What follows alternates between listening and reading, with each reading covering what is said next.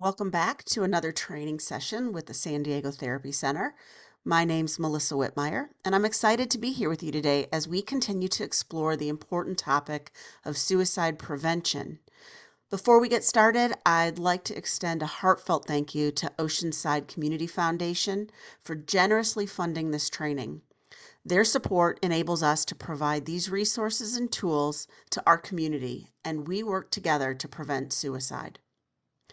As we continue with our second training, let's take a moment to reflect on what we learned in our suicide awareness workshop. One of the most important takeaways from that session was the power of asking the simple question, "How are you feeling today?" This question, though straightforward, opens the door to deeper conversations about suicide ideation and allows people to share what might be happening beneath the surface. If you've not listened to that first training, I really would encourage you to go back and listen to the Suicide Awareness Workshop. It's not just about asking the question, but also listening with intention. When we ask about how someone is feeling, we're showing that we care and that we're here to support them. It's a small but powerful step in suicide prevention, one that we all can take in our daily lives. So how are you feeling today? So I'm feeling optimistic because you're here. Before we dive into today's training, let's quickly revisit some of the key things we covered last time in the suicide awareness training. In that workshop, we started by talking about the stigma around suicide and mental health and how it can prevent people from reaching out for help. We want to break down those barriers and create a more supportive environment, which is why we also talked about the language around suicide and why it matters. Saying things like died by suicide instead of committed suicide makes a difference for the people that we are talking with and the survivors of suicide loss. It just creates much more open conversations. We also looked at the data around suicide because it helps us understand the importance of this issue and who it's affecting. When you know the impact of suicide on our communities and its families, it's easier to see why suicide prevention is everybody's business. And finally, we talked about the myths around suicide and replaced them with facts. For example, talking about suicide will put the idea in somebody's head. That's just not true. Having those open conversations can actually save lives. So if you missed the first part, our suicide awareness workshop, I highly recommend you go back to it when you have time. I'd like to take a moment to reintroduce myself to those of you joining for the first time today. My name is Melissa Whitmire, and I've been working in the suicide prevention and intervention field for over 20 years. Throughout my career, I've had the opportunity to train thousands of people working with behavioral health systems, hospitals, with law enforcement, educators, and community leaders.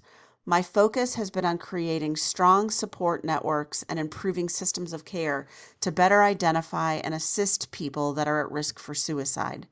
With that in mind, let's continue building on the foundation from our first workshop and explore some important aspects of suicide prevention. First, let's take a moment to address something important. Many of us have likely encountered suicide in some way, whether it was through someone we knew, a colleague, a friend, a family member, or even personal thoughts of suicide. The truth is, suicide impacts more people than we realize, yet it's something we don't often talk about. One of the biggest challenges is that recognizing the signs of suicide and knowing how to intervene isn't something most of us are taught. For many, this kind of training and understanding is new. As you go through today's sessions, you may find yourself thinking back on past experiences and wondering if there's something you could have done differently. It's natural to feel this way, but it's important to remember that we can only act based on what we knew at the time that we knew it. While suicide is preventable, it's also important to know that we won't always be able to prevent every suicide. What we can do is learn how to support someone who may be struggling and guide them toward the help that they need. If today's conversation brings up tough emotions for you, remember that there's always help available. Call the 988 Suicide and Crisis Lifeline as a support if this is too much and causes emotional pain. Please don't hesitate to reach out if you need support. Let's focus today on the tools and knowledge that can help us support those that we meet in the future and move forward together with compassion and understanding. Suicide has impacted individuals and communities for as long as history can remember. However, in recent decades, efforts have been made to understand and address suicide in a more systemic and preventable way.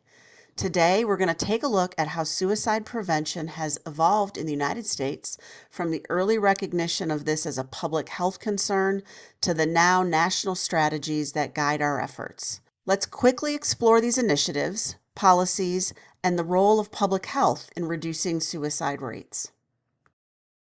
In 1999, our then United States Surgeon General, Dr. David Satcher, captured the essence of how suicide prevention must be approached. He stated, "Suicide is a public health problem that requires an evidence-based approach." This quote lays the foundation for how we understand and respond to suicide today.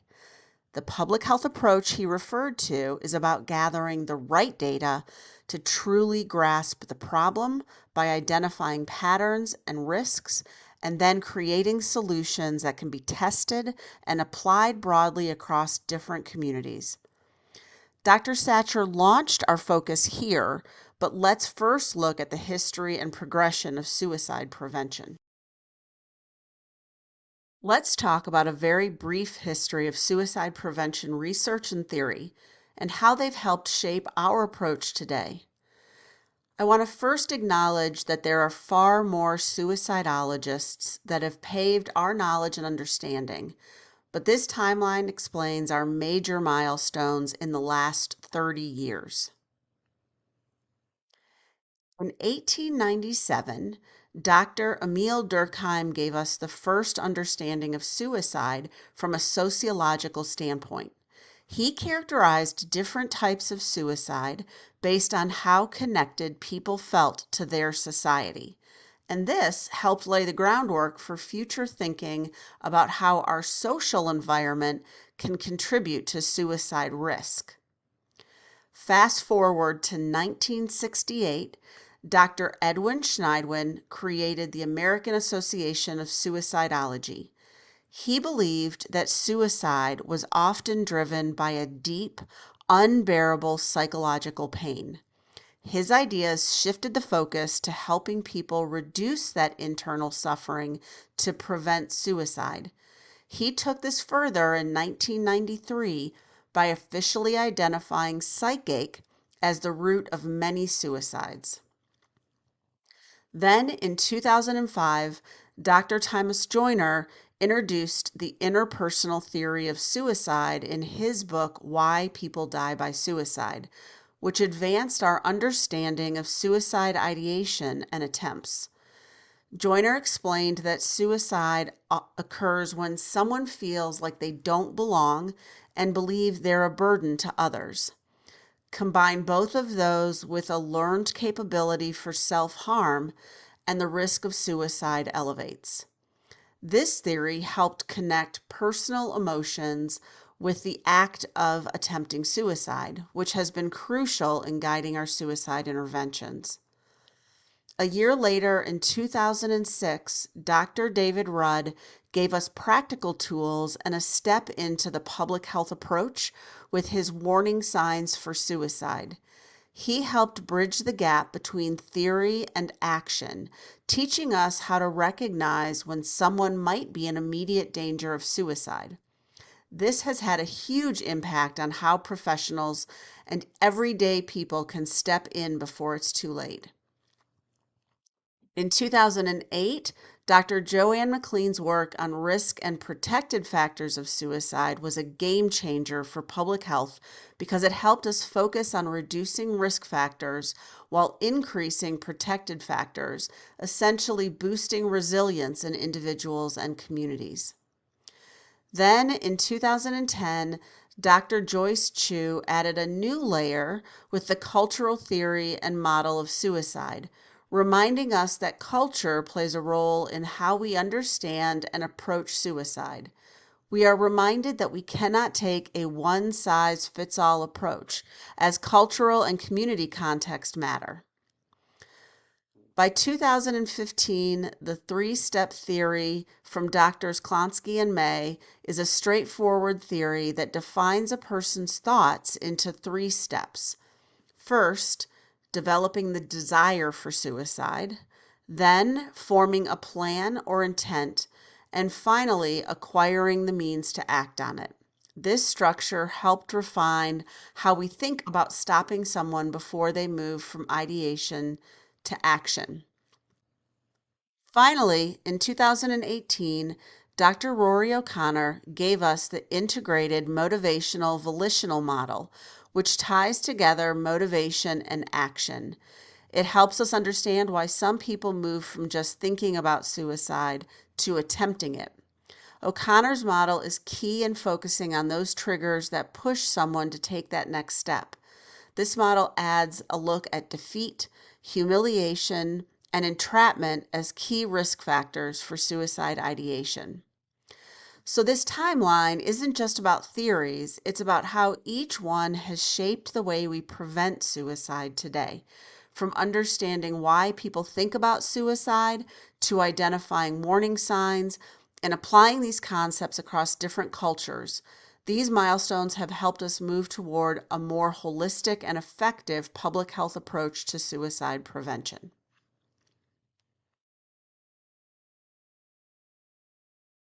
After Dr. Satchel's call to action, the first national strategy for suicide prevention came in 2001 as a groundbreaking initiative that laid out a comprehensive approach to reducing suicide, focusing on key areas such as increasing public awareness, reducing stigma, and improving crisis intervention services. This strategy was pivotal in emphasizing the importance of collaborative efforts, mental health support, and data-driven strategies. It helped set the foundation for suicide prevention by prioritizing research, community partnerships, and policy development as essential components for long-term impact. 2012 National Strategy for Suicide Prevention built on the foundation of the original document, but expanded its focus significantly. This updated strategy incorporated advances in suicide prevention science and set forth more actionable goals, including launching the Zero Suicide Initiative, as well as a call for reducing access to lethal means, better support for individuals at risk, and fostering public-private partnerships. This provided clearer directives on implementing prevention efforts at both national and community levels. So I just mentioned the Zero Suicide Initiative, and I want to give you a little more information. It's a framework that provides a comprehensive system for suicide prevention in healthcare and behavioral healthcare settings. It begins with LEAD. This is where organizations designate champions to spearhead the implementation. Then we train to ensure that staff at all levels are prepared to identify and assist those at risk. Next, in Identify, it focuses on screening and assessing for suicide risk using tools like the Columbia Suicide Severity Rating Scale. This is really a key to our prevention strategy today. We'll walk through the CSSRS later in our workshop. Then Engage encourages open discussions about suicide and the creation of individualized safety plans. The Treat component emphasizes using evidence-based practices in the treatment of people with suicide ideation, such as dialectical behavioral therapy, collaborative assessment and management of suicidality, and cognitive therapy for suicide prevention to provide effective care. Transition ensures continuity of care between different settings to prevent gaps in support through care coordination. And last, Improve involves the ongoing development of policies and procedures to continually refine and advance suicide prevention efforts within a system of care. We'll dive deeper into these steps, particularly engage with the clinical approaches and transition support in our next workshop focused on comprehensive suicide intervention. In keeping with our discussion of important milestones, one of the most pressing issues today was outlined in the 2023 Surgeon General's Advisory on our epidemic of loneliness and isolation, where the profound sense of disconnection many people feel is addressed. According to Dr. Vivek Murthy, our current Surgeon General, we've arrived at this point through increased social fragmentation, the rise of digital communication over face-to-face interactions, and a breakdown in community bonds. He emphasizes that we need to focus on rebuilding connections, prioritizing relationships, creating social infrastructure, and fostering a culture of community care to address these growing concerns. By understanding this broader context, we can see how loneliness, isolation, and the decline in meaningful social connections are affecting everybody's mental health and contributing to suicide risk. The transition from the 2023 Our Epidemic of Loneliness and Isolation report naturally leads us to the 2024 National Strategy for Suicide Prevention, where Dr. Murthy highlights a stark reality. Despite advances in the field, suicide rates in the United States continue to rise. The 2024 National Strategy builds upon previous strategies that we've talked about while focusing on several key goals. One of the primary objectives is to promote social connectedness, recognizing the importance of fostering supportive relationships to combat isolation and loneliness. It also emphasizes the need to ensure timely access to services by integrating mental health care with broader health and social systems. This version of the strategy encourages the implementation of evidence-based practices, ensuring that communities and professionals are equipped with research-driven prevention models.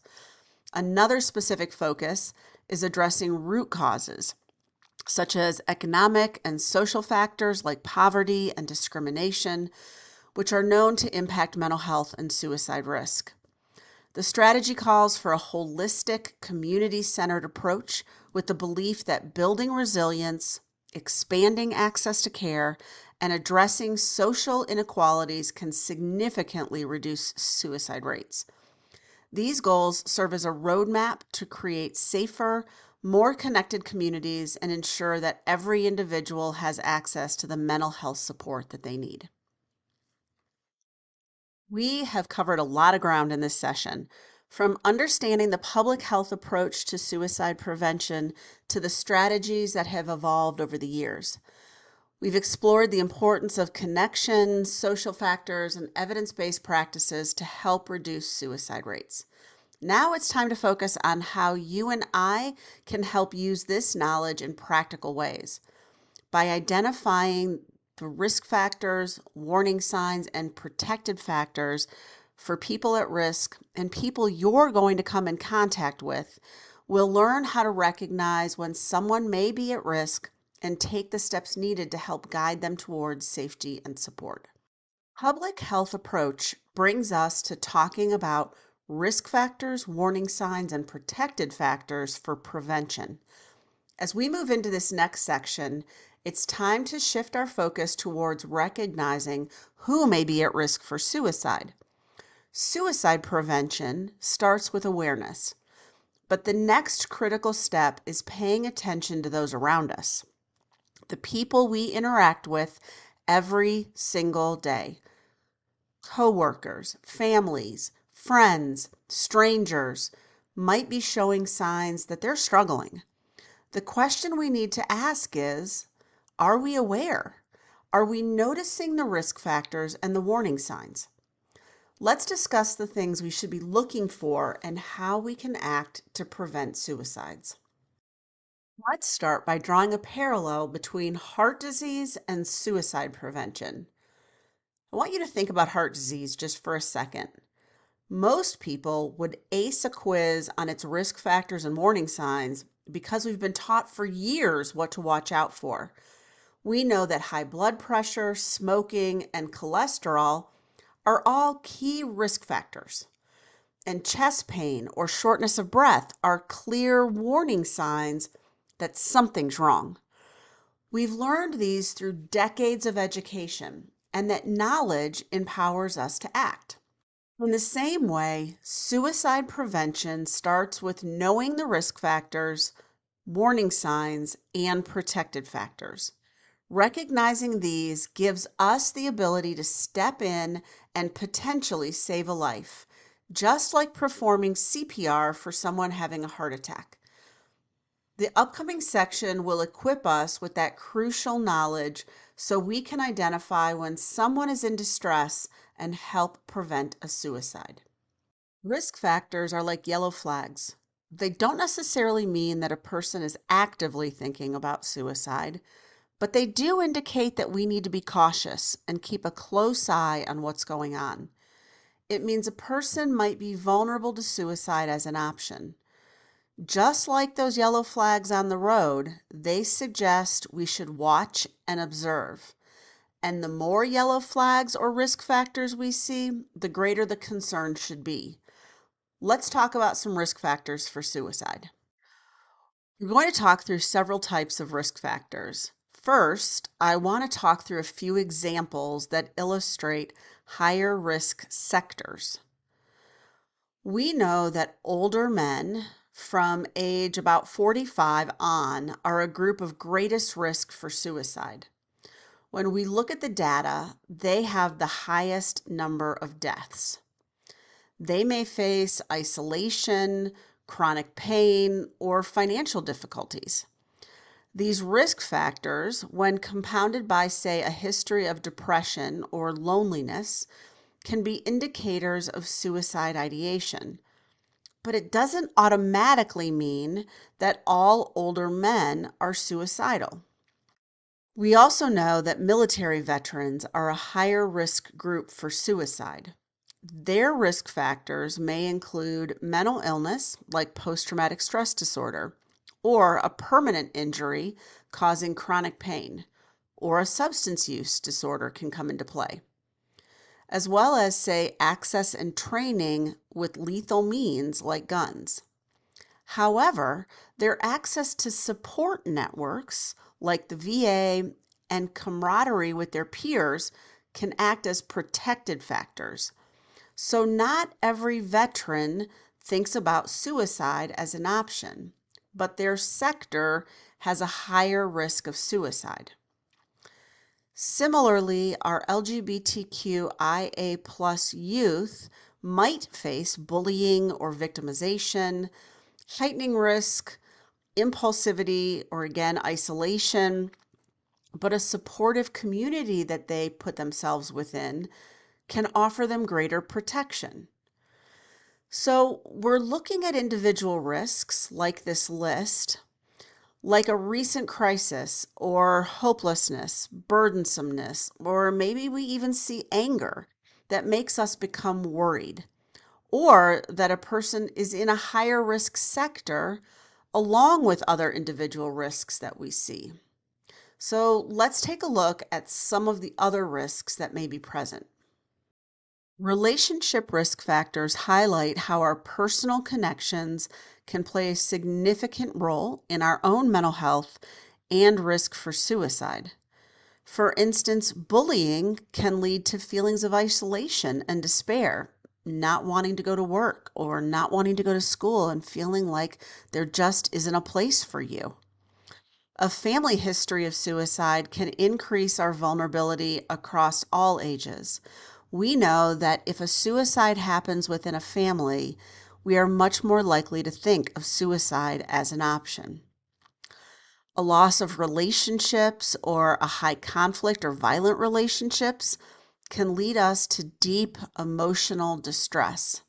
And finally, That feeling of social isolation is a key risk factor, especially prevalent among older adults as they lose maybe a loved one that they've been with for decades and experiencing that loneliness that we've been talking about.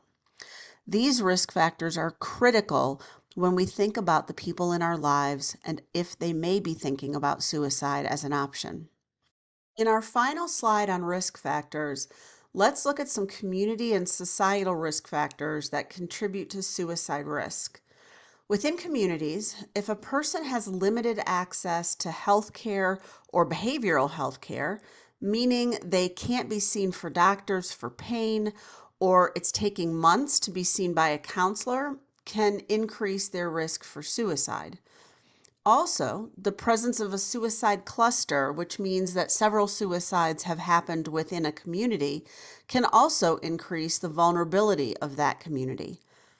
Historical trauma and discrimination, whether it's racial, ethnic, or cultural, can deepen distress. On a societal level, things like stigma around mental illness can make it much more difficult for people to seek help. And unsafe media portrayals of suicide, like the TV series 13 Reasons Why, can increase risk through normalizing suicidal behaviors. While easy access to lethal means like guns and medications can increase risk for members within that household. Remember, these are all risk factors to be aware of, not guarantees, but important factors we have to consider. Remember, the more risks you see in a person, the more yellow flags in their life, means you should be ready to talk with them about the fact that you are concerned about them and you care. It's like the feeling you get in your gut that something may be wrong. After today, the more risks for suicide you become aware of, the more important it is for you to say, let's talk. We're shifting now from identifying what puts a person at risk to concerns we see that something is wrong. Let's go back to heart disease. A person could smoke or eat poorly all of their life and never die of a heart attack. They're risky, but maybe they had a strong heart or great genes. But when we see something is wrong, the person grabs their chest in great pain and falls to the ground, we know we have to act right now. Let's talk about the warning signs of suicide. These are the act right now or red flags that tell us to stop and get involved. Shifting from risks to warning signs looks different with each person, group, or sector. Sometimes we see actions, behaviors, or verbal clues that tell us that something's wrong.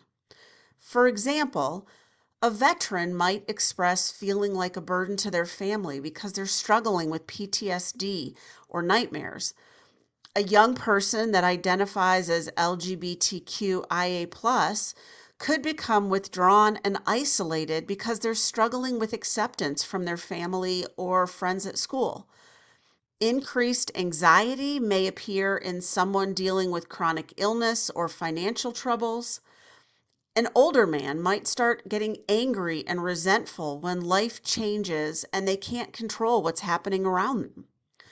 When someone talks about feeling trapped, humiliated, or in unbearable pain, it could signal severe distress in their personal or professional life.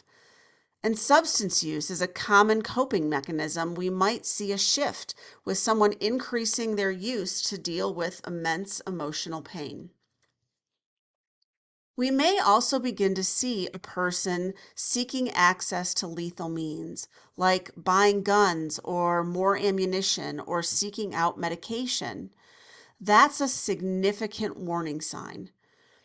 Individuals prone to impulsive behavior may show increased anger or rage, perhaps stemming from frustration with job loss or legal issues. We might see mood swings, which might seem like a typical behavior in teens, but could indicate deeper issues when combined with other signs. Expressions of hopelessness are also key indicators, whether from someone that has a relationship crisis, chronic pain, or major depression. Sleep disturbances are another critical sign, often overlooked, but can be a symptom of great emotional distress. Finally, talking about or posting about wanting to die, especially in younger people that are active on social media, is another major red flag and a warning sign. And when someone begins making concrete plans for suicide, such as giving away possessions or researching methods, reading books on suicide, immediate intervention is needed. These warning signs tell us a story. And while any single sign is important, again, a combination of signals shows us a heightened risk. It's crucial to remain vigilant across all sectors of society, as suicide warning signs are present in people from all walks of life. I want to talk a little bit more next about the things we may hear from people that are at risk. When someone in your life says something like, I won't be around much longer, I wish I were dead, life just sucks, nobody cares if I live or die, they're expressing significant emotional distress. They're reaching out for attention, but not in a negative sense, but because they need your support and connection. Every one of these phrases is a sign that they're struggling and could be considering suicide. Saying something like, I wish I were never born, or I just can't take it anymore.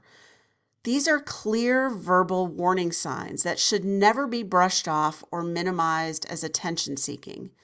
These statements reveal a deep internal struggle, and it's important to respond immediately, offering support, compassion, and the resources that they need. The key is to listen without judgment and ensure that they feel heard, cared for, and not alone in their pain.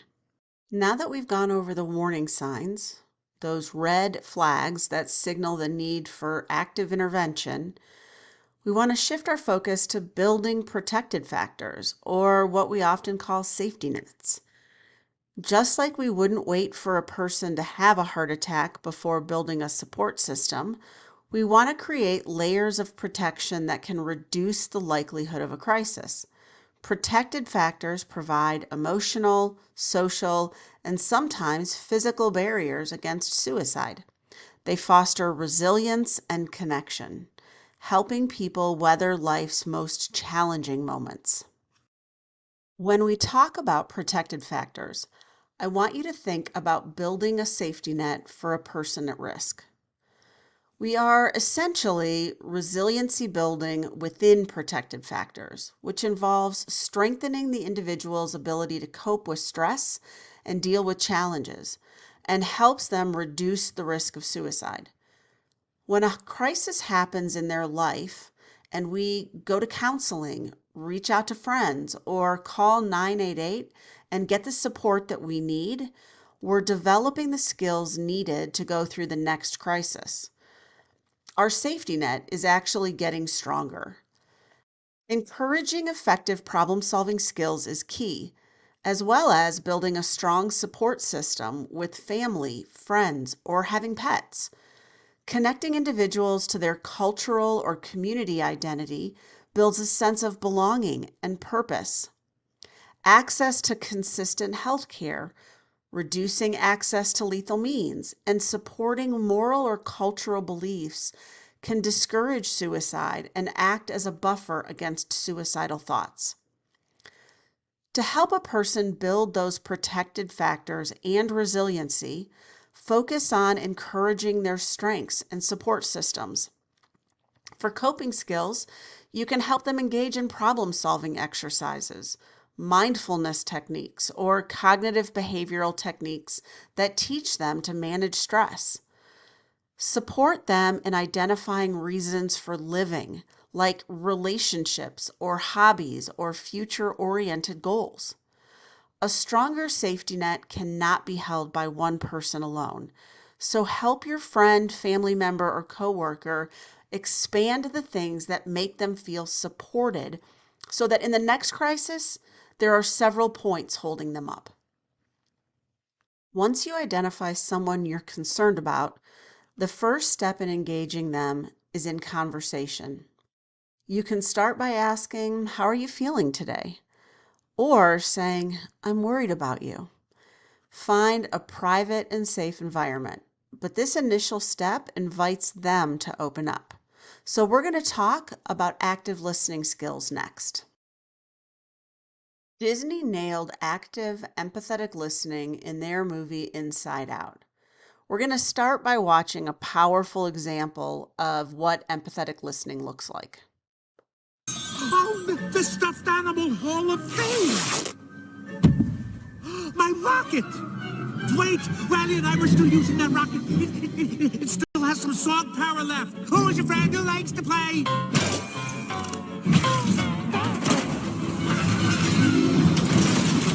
No! No, you can't take my rocket to the top. Riley and I are going to the moon.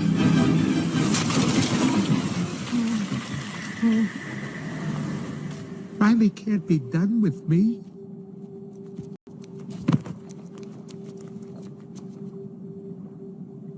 Hey, it's gonna be okay. We can fix this. We just need to get back to headquarters. Which way to the train station?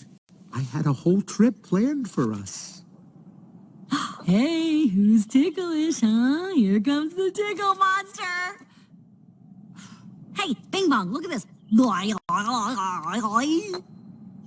Oh, here's a fun game. You point to the train station and we all go there. Won't that be fun? Come on, let's go to the train station.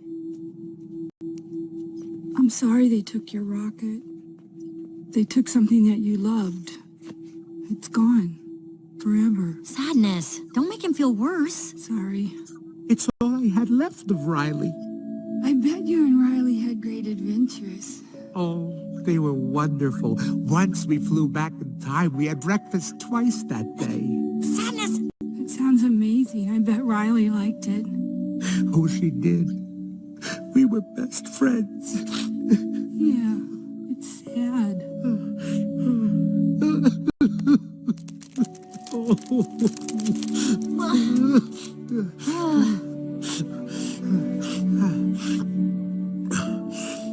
I'm okay now. Come on. The train station is this way.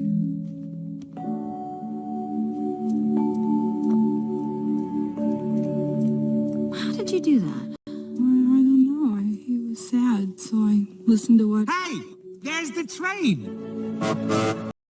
I remember watching this movie for the very first time and just wanting to stand up and say, "Yes, that's it."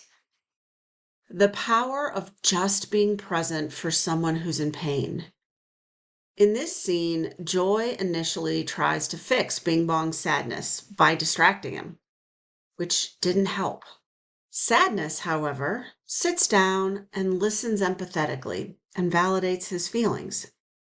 It's a clear demonstration of what not to do, jumping to solutions or providing advice, and truly the positive impact of simply just being there and offering understanding. As a crisis hotline counselor, I can tell you that most people that called just wanted to be heard. When Joy asks Sadness, "How did you do that?" Sadness replies, "He's sad, so I listened." This simple moment ties directly to suicide prevention.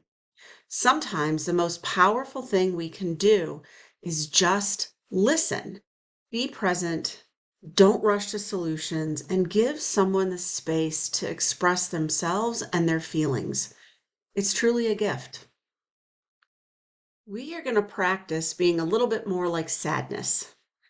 Active listening is the practice of fully focusing, understanding, and engaging with a person during a conversation. It requires that we be present without distractions. That means put away your phone, and to respond thoughtfully, ensuring that they feel heard. Active listening helps create a safe space for a person to open up and for us to have a deeper understanding. Again, it means that we give them our full attention. We ask clarifying questions, we think about what we're saying, and we provide feedback that shows empathy and comprehension It's not just about hearing their words or formulating what we're going to say next in our mind, but connecting with them and their emotions and the intent behind them. So we're not born as active listeners. We have to build our skills in active listening. So, what are some of those skills to improve our active listening? First, give your full attention. That means setting aside distractions, maintaining eye contact, showing that you're engaged, open body language, being there for them. Avoid interrupting them, even when you feel like you're ready to respond.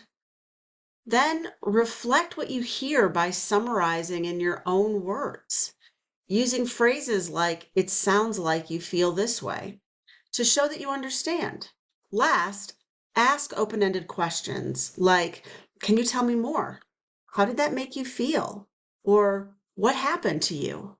to keep the conversation going. So let's focus on the skills of clarifying and paraphrasing within active listening. First, when something isn't clear, don't guess. Instead, ask for clarification. For an example, you could say, "Can you explain what you meant by that?"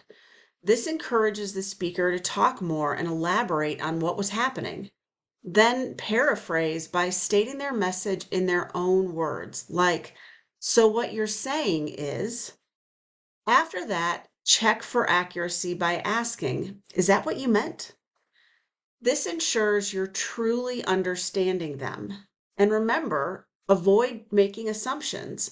Instead, clarify before concluding. This way, the conversation stays focused on what the speaker is really trying to express.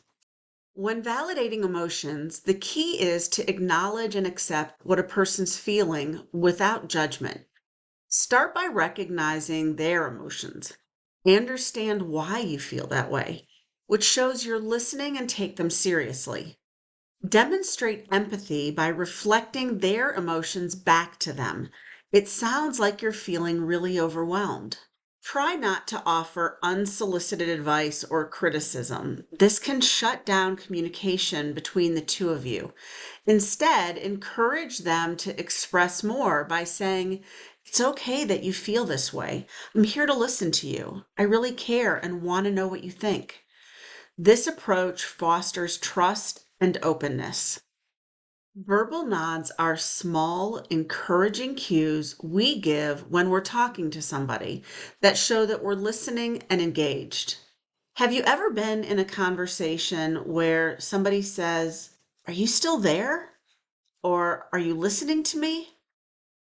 Verbal nods help keep the conversation flowing without you interrupting their train of thought. We just simply say, "Mm-hmm, I see. That makes sense. Go on. I hear you." These short responses can affirm that you're still there, you're paying attention, and you're inviting them to share more with you. These phrases can help build a supportive space where the person feels heard, it fosters trust, and opens the conversation. Active listening is a skill that grows with consistent practice. I want to reiterate, we are not born as active listeners. It takes practice and really trying to be present with the person that you're with, listening to them, and truly trying to understand what they're saying. It's important to slow down and notice when you're interrupting, offering advice too quickly, or speaking more than the person you're trying to support. Focus on building skills that allow the person to express themselves fully, like sadness in Inside Out. Aim to show empathy and be supportive while truly listening, acknowledging their emotions and allowing them the space to talk. Over time, these habits will strengthen your ability to be present and effective in every conversation. So you're worried about somebody. You've identified risks and warning signs that they may have, and you've decided to step into a meaningful conversation with them. You've put on the hat of an active listener. You're reflecting feelings and using verbal nods and clarifying what they're saying. And now it's time to start thinking about asking more direct questions about suicide. This may feel uncomfortable and overwhelming, and you may never have stepped into a conversation like this before. But it's a critical step in helping somebody at risk. It's important to approach this phase gently but directly. Remember that asking questions shows that you care, and it's a chance to connect with the person that might really need help. I'd like to introduce you to a tool called the Columbia Suicide Severity Rating Scale, or the CSSRS, which is an evidence-based suicide intervention tool that anyone can use to help ask the important questions about suicide. The CSSRS provides a structured way to assess if someone is at risk by asking clear, direct questions. It's widely used by professionals and non-professionals alike, people just like you, because it's simple and effective and proven to work. You can access the tool and its resources through Project Lighthouse and the official CSSRS website, making it a great tool for anyone wanting to engage in suicide prevention. So we're going to take a look at this tool, but also know that you can find it and additional trainings on the CSSRS on the university's website. It's cssrs.columbia.edu. Before diving into direct questions about suicide, it's important to set the stage for an open and supportive conversation. You might be seeing signs that raise concern, and sharing those observations with the person helps to create a space for honesty and connection. So you can start by saying something like, I'm really worried about you. I've seen these things over the last couple days, or you've said these things to me. You can say, I care about you. And earlier you said, I just can't go on anymore. Reference what they've shared or you've seen, such as you've mentioned feeling overwhelmed, or as we've talked, I've noticed how upset you are.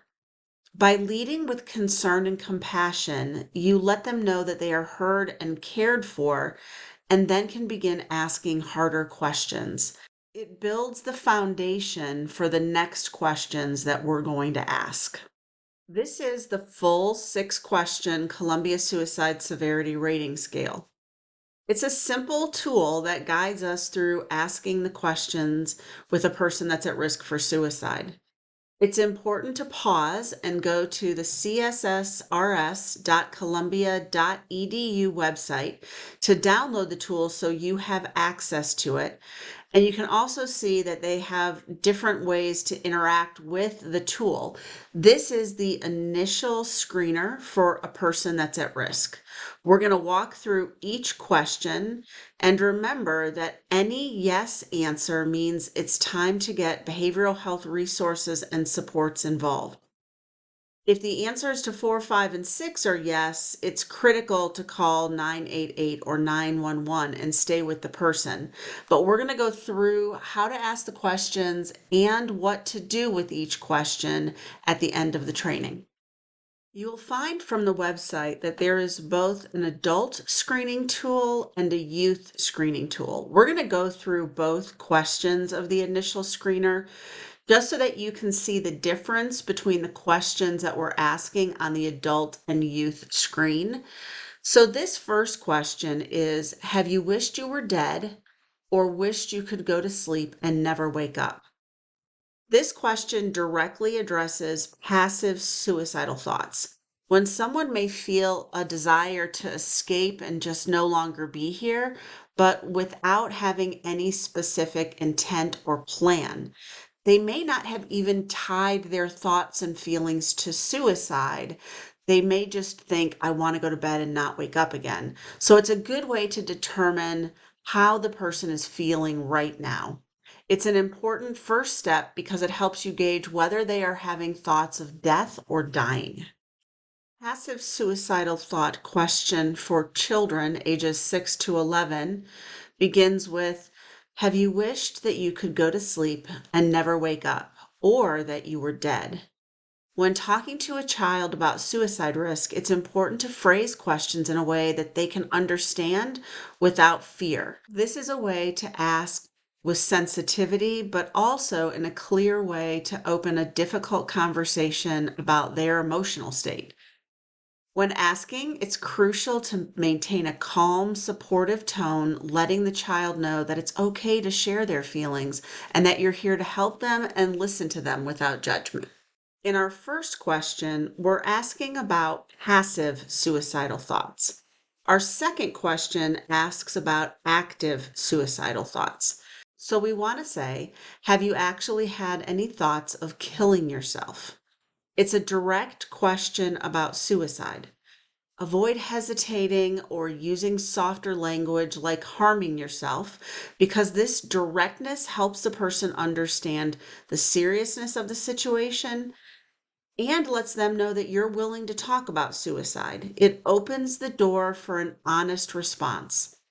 Keep in mind that a question like, do you think about harming yourself, can be a very different question for a person who's engaged in self-harm behavior. A person that wants to die does not necessarily want to harm themselves. They want to kill themselves. But a person that hurts themselves by cutting may actually use this as a coping strategy. Our active second question in the child screen is, have you thought about killing yourself? Same as the adult question, you want to approach it with care, using a calm, supportive tone. This question addresses whether the child has had active thoughts of suicide, helping you to assess their level of risk. It's crucial to let them know it's okay to talk about their feelings without judgment. Be patient, listen attentively, and ensure they feel safe and heard during this difficult conversation. We're headed back to our full version of the CSSRS, and you'll notice that we always ask questions number 1 and 2. If we get a yes answer to question number 2, then we want to ask questions 3 through 6. If we get a no answer to question number 2, then we move forward to question number 6. We're going to move through the next few questions like somebody answered yes and talk through the next several questions on the CSSRS.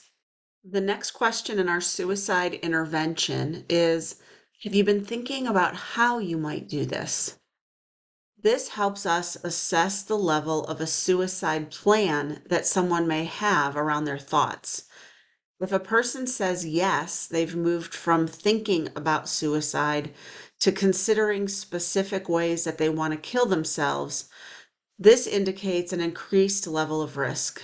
It's important to respond with empathy, stay calm, and remain non-judgmental. Encourage them to share more. We want to hear more about their plan, ensuring that they feel supported while connecting with them. The next question from the child screening tool asks directly, did you think about ways you could kill yourself? This is a very serious question that helps us understand if the child has moved from thoughts of suicide to planning and how they might act on these thoughts. If a child says yes, it's critical to get immediate help, and we'll discuss this further in our next slides. In our fourth question of the CSSRS, we're asking, have you had any thoughts and any intention on acting on them? This question helps us to differentiate between passive suicidal thoughts and active suicidal intent.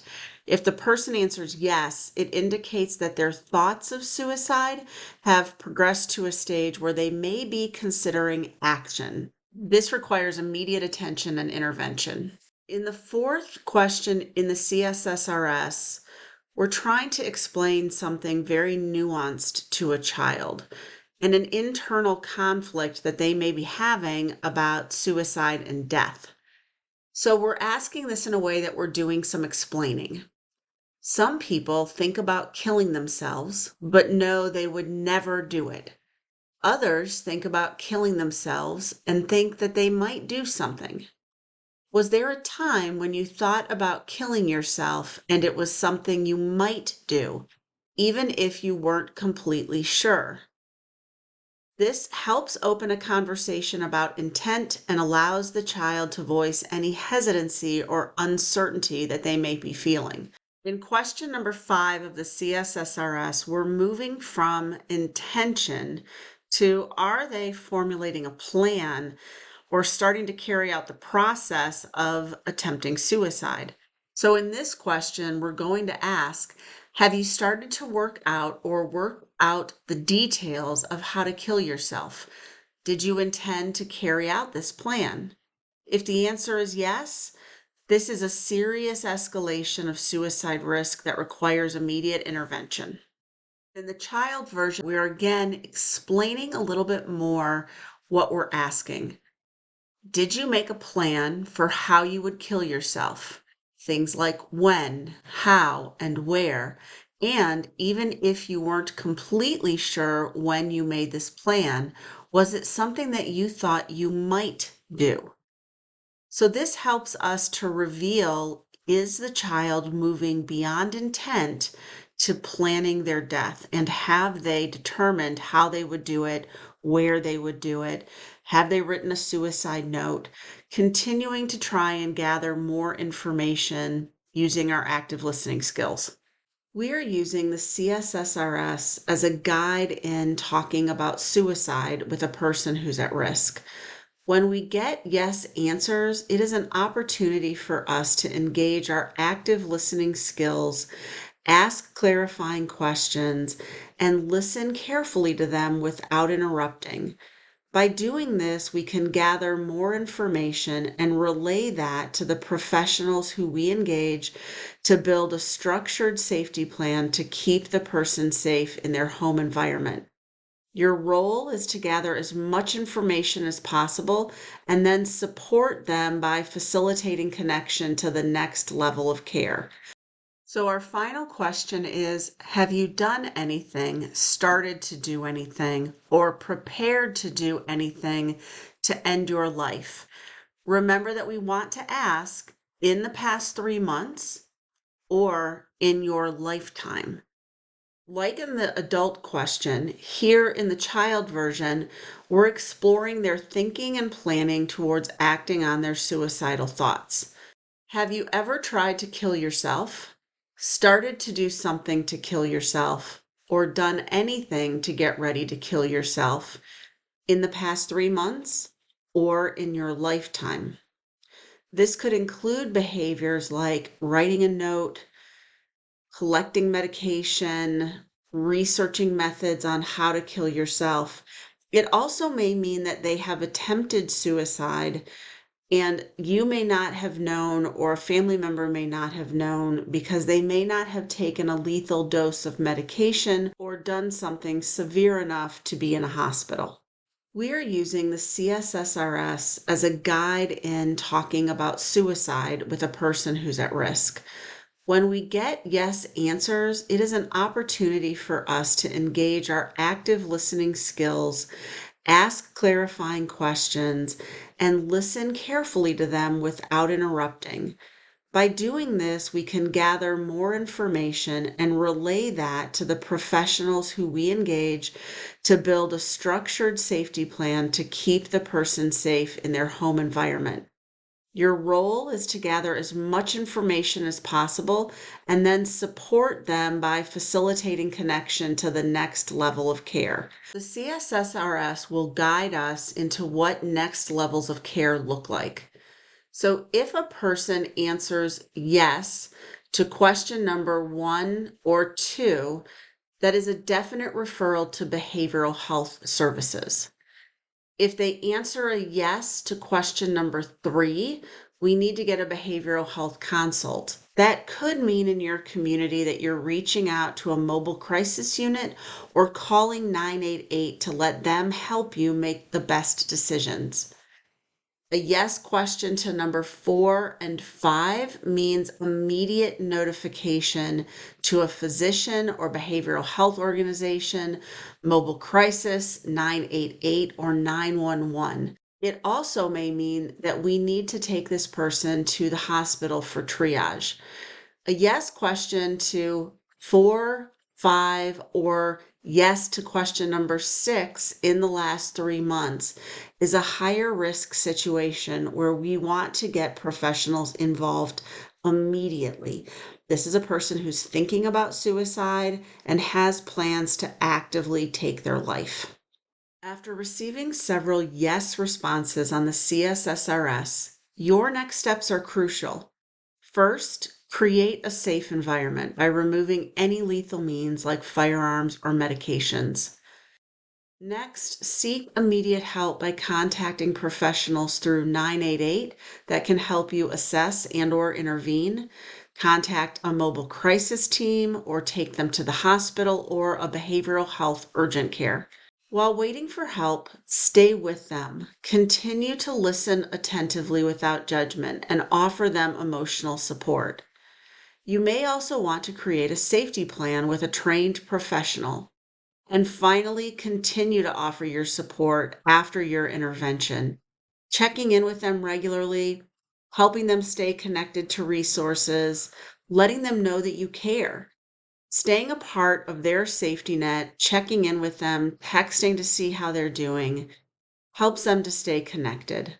Keep listening to them, as we all need that person who helps us through difficult times in our lives. Your role through this intervention is to pay attention to the risk factors and warning signs, whether they're emotional, verbal, or behavioral changes. Be present and listen to the person to allow them to share openly and validate their feelings without judgment. Communicate with them about your concern and ask about their suicidal thoughts and plans. And when risks are evident, guide them to professional help, ensuring that they are connected to the right resources. When thinking about the importance of referring, it's essential to know the resources that are available to you. If you or someone you know is in crisis, these national resources can provide support. Consider reaching out to the National Suicide and Crisis Lifeline, the Crisis Text Line, the Veterans Crisis Line, the Trevor Project, the Trans Lifeline, NAMI. SAMHSA's National Helpline can help locate a clinician in your area, or you can visit the San Diego Therapy Center for local support and counseling. Reach out to these resources if you need help and never hesitate to ask for support. I want you to remember that you play a critical role in suicide prevention. Whether you're a friend, family member, or community leader, you have the power to make a difference. By being there to listen, creating safer environments, asking tough questions, and continuing to learn about suicide prevention, you are actively supporting those at risk. Every conversation counts, and your actions could help save a life. Now let's explore how you can continue to play your part moving forward. First, empower yourself and others in suicide prevention. You don't need to be a professional to make a difference. Continue to take classes and advocate for others to learn about mental health awareness and suicide prevention and intervention. Being a friend, a listener, and someone who can create a safe environment is essential. You play a role in encouraging others to get help and advocating for safer, more supportive communities by reducing the stigma around suicide. And keep listening, asking questions, and knowing that by showing you care, you can truly be a lifeline for someone in need. Finally, refer people to the help and support that they need. While supporting others, it's easy to overlook your own needs. Self-care is essential to maintaining your well-being while helping others. First, recognize your own stress. Pay attention to physical and emotional signs that may indicate you're becoming overwhelmed. Know your limits. Be honest with yourself about how much you can handle and take breaks when necessary. And finally, ask for your own help. Whether it's talking to a friend, supervisor, or seeking professional support, reaching out is a sign of strength, not weakness. Taking care of yourself helps you be more present for others. We've talked a lot about suicide, and this can be a very heavy topic. So I want to know, what will you do to take care of yourself? Here are some suggestions for self-care. Maybe take a break or go for a walk, color, doodle, stretch, journal, listen to music, or just dance. But take a moment or two for you today. You deserve it. I want to take a moment to thank you for attending and for your commitment to learning about suicide prevention. A special thank you to the Oceanside Community Foundation for supporting our efforts. If you or someone you know needs counseling or support, especially if you're worried about someone, please visit San Diego Therapy Center. They offer resources to guide you and help create a safe and supportive environment. Remember that you play a vital role in saving lives.